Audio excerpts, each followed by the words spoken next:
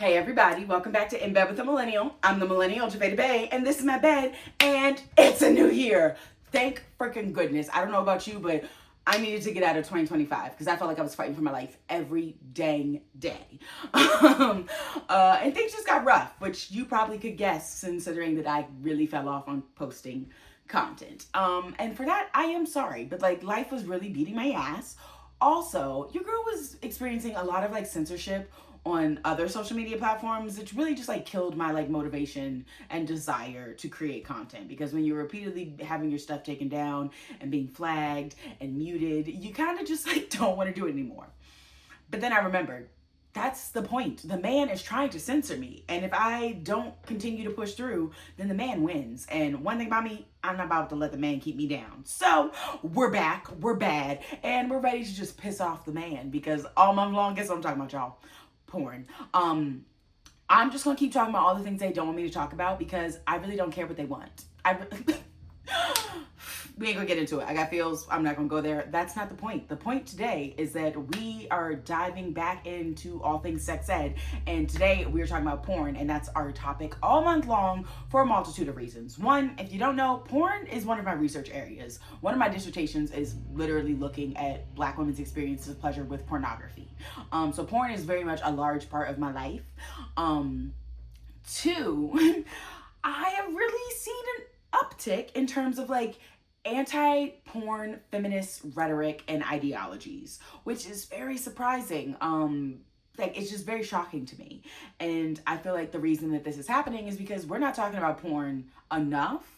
Nor are we talking about it from like other perspectives than like anti-porn feminist perspectives. So we're gonna combat that all month long.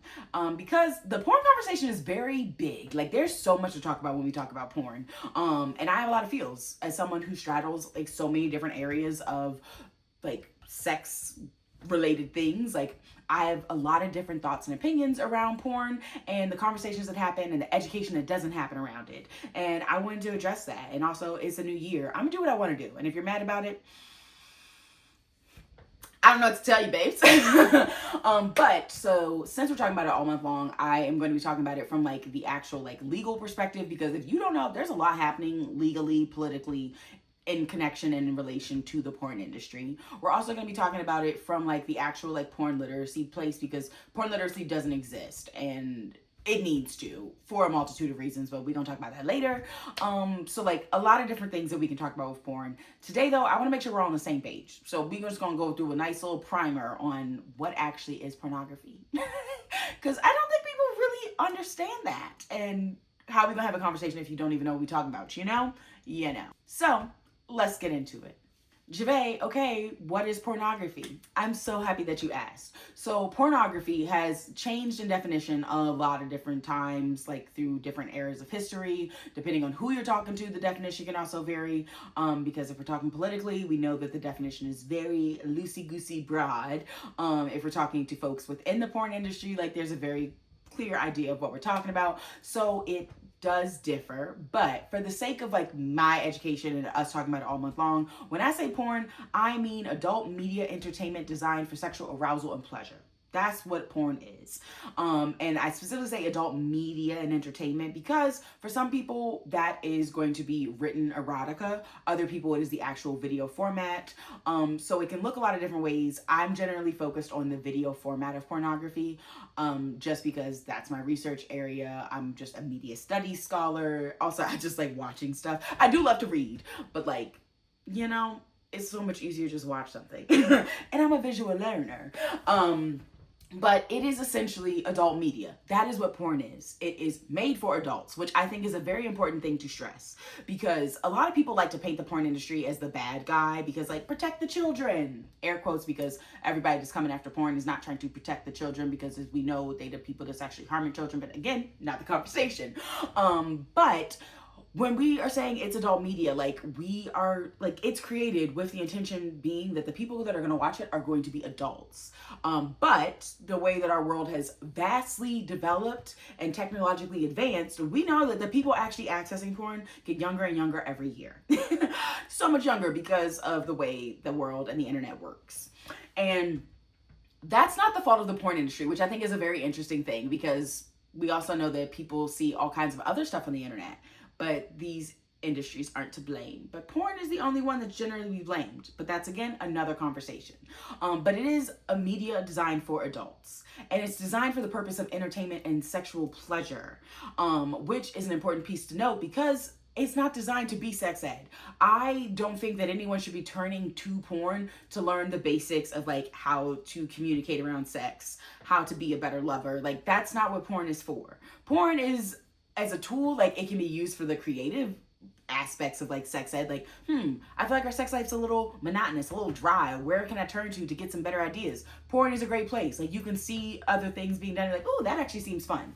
But again, there's a caveat. Just because you can see it and watch it doesn't mean that you should immediately and completely try to replicate it as it's shown in porn, because again, porn is entertainment. Just like Jackie Chan might do his own stunts, the rest of the movie is actually like planned out. It's fabricated, okay? Porn is the same way. Like, you can't actually try and hit some of those positions and those angles that people be doing stuff, because they're doing that so the camera can get a good angle. That's not how they would be doing if they was just at home, okay? So porn is not a sex ed tool. And I think that that's an important thing to name when we're having these larger conversations around porn, because a lot of people try to like say that, oh, well, porn's like, people use it for sex ed, but that's not why people make it. People use it because we don't teach sex ed. But again, another conversation. Like, those two things, porn existing and the lack of sex education, is why people turn to porn for sex ed. Not because porn is made to be sex ed, okay? It's because no one wants to actually educate. Which is also why the conversation of porn literacy is also really important, because without it, people, like, it's very, porn literacy, I don't even know where to start, okay? We already know that media literacy is not where it should be at all.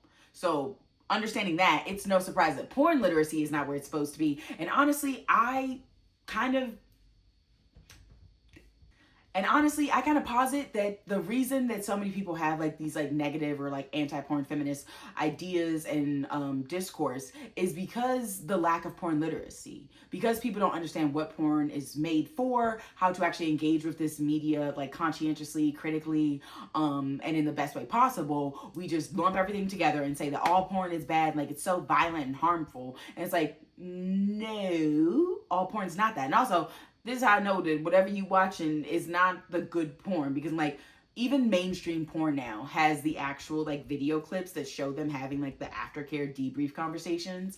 Some videos and production companies include like the conversations beforehand, but like the idea that like it's all violent and harmful erases like the active like practice of consent that porn actors go through in filming these porn videos. It also like is a little bit kink shamey, because you're like, oh, it's so violent. Why are you shaming the type of sex that people like to have and like to watch themselves? Like, again, not the conversation, but like there's so many layers to this. But I personally think that if we had more porn literacy, people would actually better have an understanding of porn and a more healthier engagement and development of like ideas and opinions around porn. Because to me, I just think that we regurgitating the same opinions that Andrea Dworkin and Catherine McKinnon was pushing out here, without actually looking at anything critically. It also kind of erases like the way that the porn industry has changed. Which like, yes, back when Andrea Dworkin and Catherine McKinnon were like big, like the porn industry did look pretty different. It was very much what you think of when you think of the porn industry, like very much heavily dominated by men, very few women that are like in leadership or positions of power, things of that nature. But that's not the case anymore. Like, yes, there are still a lot of men involved in the porn industry. That is 100% true. But there's also a higher number of women and other gender expansive folks engaged in the porn industry and doing it in a way that they want to do, in a way that represents what sex is like for them. That was not previously around. And so by ignoring and erasing those aspects of the porn industry, like it's creating more harm than it is good. Because there's so much there's so much queer porn that exists out there that is so inclusive and just like amazing and delectable. And if you're like, hey, what's that? Hit me up. I will tell you the website so you can go. But there's a lot out there, and it's not just this like old school idea of what the porn industry looks like. Also, by engaging in this conversation and this rhetoric, it's also erasing the work of amateur porn creators, which, because of the pandemic, there are so many more people that make amateur porn. There's so much more, which I would argue is probably like the most feminist ethical porn you could make, because you being like, you know what? Well, I got laid off from my job in the middle of this pandemic. I needed some way to make money, and guess what everybody was doing? At home masturbating to porn. The decision itself was driven by like socioeconomic factors, but the active choice of being able to decide like, I want to make porn for myself. I want to do this. This is the work that I want to do. That's not a choice that most people get. We do the jobs that we have to do, that we find, that we stumble into because we have to pay our bills. So like the feminist option of choice, but also in the like political economic choice of like how you want to do it. Like you can decide how you want to do your amateur porn. And so I think that by pushing this narrative that all porn is bad and like all these like negative components of it, we're erasing the choice and the way that people choose to engage in this work and continue to engage in this work in a way that is extremely detrimental and further like supports and pushes like these negative ideas, laws, and all kinds of stuff like that. So we need to be having a broader conversation of porn. It's not just like the mainstream industry that everyone thinks of in their head back in the 70s, and it all looks the same and everything goes the same way and men are the ones calling all the shots. Like, no, porn looks so different now. I wrote a paper about this. It did not get accepted to the journal, but I wrote a paper about it. So yeah, it's important to like recognize that this is a very broad, nuanced conversation, and we need to be having it that way instead of this like weird. I don't know how we regress back to anti-porn feminist ideals, but we are slowly making our way there. And if you're like, Javay, where are you even hearing this stuff? College campuses, y'all. I'm hearing it on college campuses, and it's so shocking to me because, like you would think that there'd just be a little bit more openness instead of just jumping to conclusions, especially for the people that like have no understanding of the porn industry, which I think is what's most funny to me, is all the people that always have something negative to say about it. I'm like, okay, but when's the last time you actually watched a porn video that was made within the last like 2 to 3 years? Like everything that you hold around the porn industry is archaic. It's not the reality of the world that we live in. But again, that's another conversation. But so I just want you to be mindful of what porn is. I want you to understand that it's a lot of different things. It's not just one thing, aka the old way that people viewed the porn industry back in like the 70s and the 80s. Like it has grown to be a lot of different things, and a lot more women and gender expansive people are involved in the industry and creating really amazing porn. There is so much feminist and ethical porn that I think it's discredited because we think of it as being like this small like indie type thing that you gotta like dig for and search for. But I'm like, most of the porn that you can find today is actually feminist and ethical in the sense of like, hello, people are being paid fairly and actually like have a safe workplace. Also, there's a lot of women in the porn industry. So we just need to like keep that in mind. And you're probably wondering like, why does this conversation even matter, Javay? Because right now, legally, politically, the porn industry is under attack. And you're probably like, Javay, what does that have to do with me? Like, I'm not in it. I don't watch it. I don't care. You should care. Because if there is one clear-cut thing, it's that once they start going after the freedom of speech that is the porn industry, it makes it a lot easier to go for freedom of speech in other areas of our lives. And that's why I'm doing this month all about porn, because it seems like this is unrelated to the broader society. But it is. Like, everything always starts with sex, and then it makes its way to every other aspect of our lives. And if you don't believe me, like, hit me up. I'll give you some history books that you can read that will show you how, like, the regulation and control of sex, sexuality related things always is like a trickle-down effect to other aspects of our lives. So that's why I'm having this conversation. But also because there's the lack of porn literacy. Like, it's astonishing how little information there is that exists around porn literacy. And you're probably wondering, like, Javay, how would you know? Like, what? So, as you know, if you don't know, I teach college courses, a college course, but like, I teach college students, which means I have to develop a syllabus. I pick the readings that go on it. And because porn is one of our research areas, like, I'm always trying to include porn in my classes because I feel that we should be having more conversations around it. Did you know that I could not find a single like good introductory, like, college level text to assign to my students? Like, everything is like so much more advanced, because we just skip over the fact that like no one's teaching anyone about porn in like a literacy type of way. They're just like, porn bad. And so like this porn literacy is a crisis. I would say it's a crisis right now. Like, no one's being taught it. I am, for the most part, self-taught around porn literacy. Like, it took some learning to realize, oh, That's not real at all. Oh, I should probably think a little bit more critically about the title of this, who the actor is that's actually in this porn video. Like, all of these things go into porn literacy, plus so much more.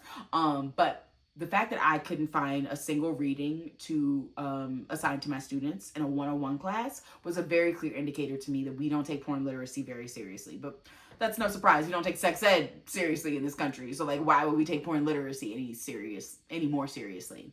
But so recognizing all this, I was like, I want to do something about it. And that's why porn is the topic for all month long, all January over here at In Bed with a Millennial. So if you're like, yo, I have never thought about how I don't know too much about porn, you are in the right place, because this month I'm teaching you so much about porn. Because the more people know, the more people can join the fight to make sure that we don't lose access to the freedom of speech that is sexual entertainment, okay? Okay. So yeah, if you're like, yo, I'm ready to learn some stuff about porn, even if I don't think it's going to change my opinion, but I'm going to hear you out, Javay. I love that. I love that. I just want you to listen. And then you could think about it however you want. But like, the listening is what's important. So to do that, all you gotta do is subscribe to this YouTube channel. Because that's what we're talking about all month long, and you don't want to miss it. Also, make sure that you actually follow me on social media platforms, because again, I'm posting different stuff on all the different platforms to like coincide with what's okay on them. It's a whole process, but like, I'm putting in the work, so the least you could do is follow me for it. And definitely make sure that you are subscribed to my email newsletter and checking out my website, because I also like am going to be posting blogs that go even more in depth with the different topics that I'm talking about. So if you want that, if you're like, I need to go a little further, I'm really trying to learn more this year, because I'm not just going to passively consume information without actually digging a little deeper and thinking more critically, then you want to read the blogs as well. But yeah, make sure you subscribe to this YouTube channel, because also you subscribing helps me to monetize this channel. And if I monetize this channel, it means that I don't have to stress as much about also paying my bills, and I can focus on doing the work that I want to do, which is offering free education on the internet. So clicking that subscribe button really does a lot, even if you don't think it does. I promise you it does. But yeah, that's that. Please share your thoughts about porn in the comments with me. I would love to know. Are you already like, no, I think porn's great, we should definitely work to save it? Are you like, girl, we could get rid of it? Like, I want to have a conversation about this. I want to know where a lot of these ideas are coming from. And this is like the easiest way for me to do it in terms of like the research of it without having to go through the process of like IRB and everything. So like, let's just have a casual conversation. Share your thoughts with me. I want to hear them. Be respectful. Don't lose your mind in my comments, because one thing about me, I'm not being nice this year. Oh, y'all gonna get a true Pisces response if you say some out-of-pocket stuff. So think twice. But yeah, please subscribe. Let me know your thoughts. Make sure you come back next week, but also just like come back all week long, because I'm posting different content here on this YouTube channel. But yeah, until then, I'm gonna see you later. Deuces.